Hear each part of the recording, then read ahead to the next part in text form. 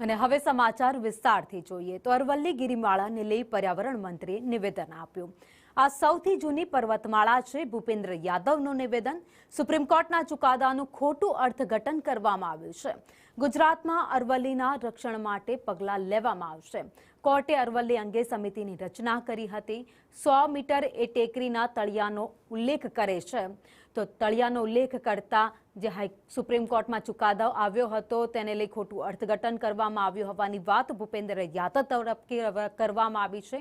500 metre એ શ્રેણીની અંદરના વિસ્તારનો ઉલ્લેખ છે। કોઈ નવી ખાણકામ લીઝ આપવામાં નહીં આવે તેવી પણ સ્પષ્ટતા ભૂપેન્દ્ર યાદવ દ્વારા કરવામાં આવી છે।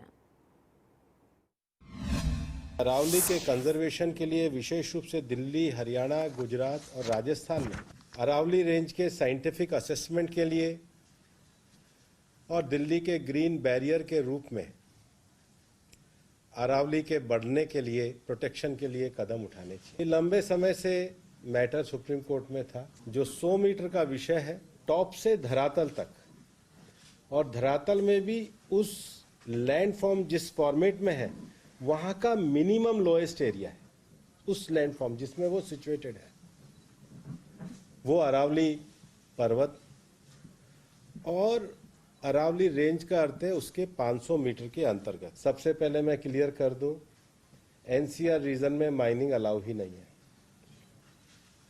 एनसीआर का अर्थ हो गया दिल्ली, गुड़गांव, फरीदाबाद, नूह और जहां तक अलवर का एनसीआर लगता है।